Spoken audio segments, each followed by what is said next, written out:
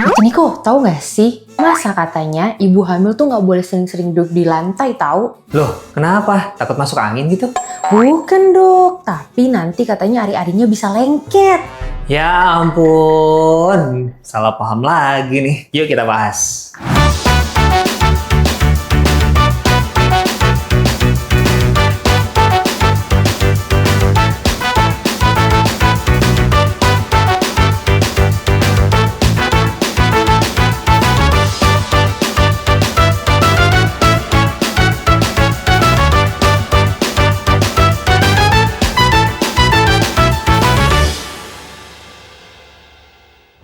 Hai Smart Moms Indonesia, welcome back to Dr. Niko Channel. Nah, kali ini kita akan bahas tentang ari-ari lengket atau biasanya nih yang kita kenal dengan plasenta akreta. Apa sih yang disebut dengan plasenta akreta? Jadi, plasenta akreta itu adalah kondisi di mana plasenta sangat lengket sekali ke dinding rahim. Nah, plasenta akreta sebenarnya dibagi menjadi 3 bagian. Yang pertama adalah plasenta akreta, di mana plasenta itu menempel pada bagian permukaan dinding dalam rahim. Kemudian plasenta inkreta, di mana jonjot-jonjot plasenta itu sudah masuk ke dalam otot rahim. Yang terakhir adalah plasenta perkreta, di mana jonjot-jonjot plasenta itu bahkan tembus hingga lapisan terluar rahim. Serem ya?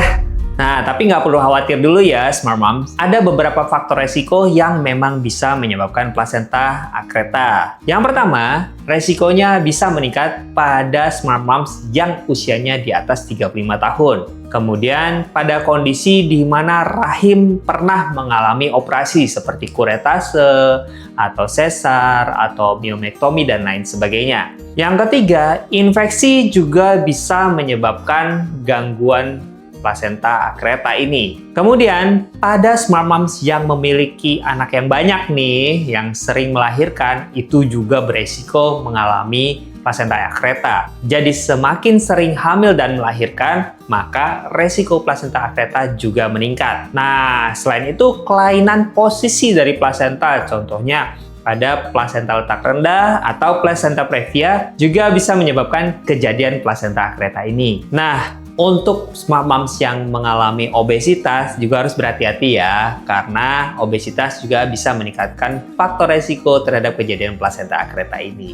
Nah, selain itu, pada kondisi-kondisi khusus seperti pada pasien-pasien IVF atau bayi tabung juga sebenarnya beresiko mengalami plasenta akreta ini. Tapi nggak perlu takut ya, plasenta akreta ini sebenarnya bisa dideteksi melalui USG ataupun dengan bantuan MRI. Jadi, sebenarnya nggak ada gejala-gejala khusus yang akan Smart Moms rasakan selama kehamilan dengan plasenta akreta ini. Jadi, pada kasus plasenta akreta ini, Smart Moms yang melalui persalinan normal biasanya plasenta tidak mau lepas. Bahkan setelah dilakukan manual plasenta tetap melengket dengan kuat. Nah, pada saat operasi sesar pun hal yang sama juga terjadi, sehingga setelah bayi lahir, plasenta tidak dapat dilepaskan. Nah, apabila dipaksa untuk dilepaskan, maka sangat beresiko mengalami perdarahan pasca salin yang bisa membahayakan Smart Moms. Oleh karena itu, pada kasus-kasus plasenta akreta, plasenta seringkali ditinggalkan di dalam rahim atau sekalian diangkat dengan rahimnya. Nah, yang lebih berbahaya lagi pada kasus-kasus plasenta perkreta, di mana plasenta bisa saja tembus rahim dan melengket pada buli-buli ataupun dengan usus. Hal ini juga harus dilakukan operasi bersama dengan sejawat bedah untuk mengurangi resiko-resiko yang bisa terjadi, ataupun dengan dokter spesialis obgyn, subspesialis onkologi. Nah, kalau plasenta akreta ini disertai dengan plasenta previa, sebenarnya sama saja sih dengan kondisi plasenta previa yang lain, maka tetap resiko mengalami perdarahan selama kehamilan. Tetapi perdarahan ini bukan disebabkan karena plasenta akretanya, tetapi lebih karena plasenta previanya. Hanya saja pada kasus plasenta previa dengan plasenta akreta, pada saat setelah melahirkan bayi, nah disinilah akan bisa terjadi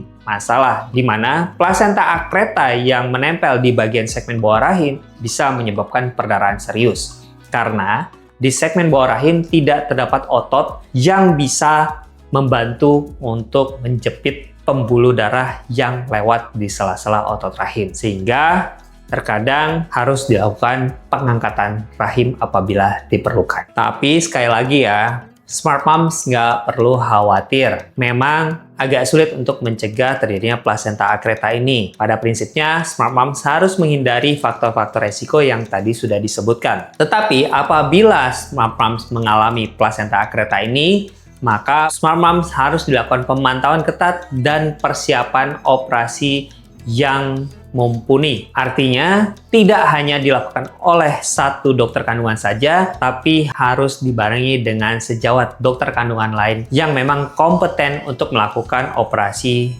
pada kasus-kasus plasenta akreta ini, atau ditemani juga dengan dokter sejawat spesialis bedah. Jadi nggak ada hubungannya ya Dea dan Smart Moms dengan sering duduk di lantai dengan kejadian plasenta akreta ini. Paham kan? Paham kan? Nah, kalau Smart Moms masih punya pertanyaan lain, boleh nih tulis di kolom komentar di bawah atau kunjungi Instagram saya di Nicholas_SPOG. Dan ingat-ingat untuk like, subscribe, dan share video ini supaya saya tetap bisa menjawab pertanyaan Smart Moms se-Indonesia.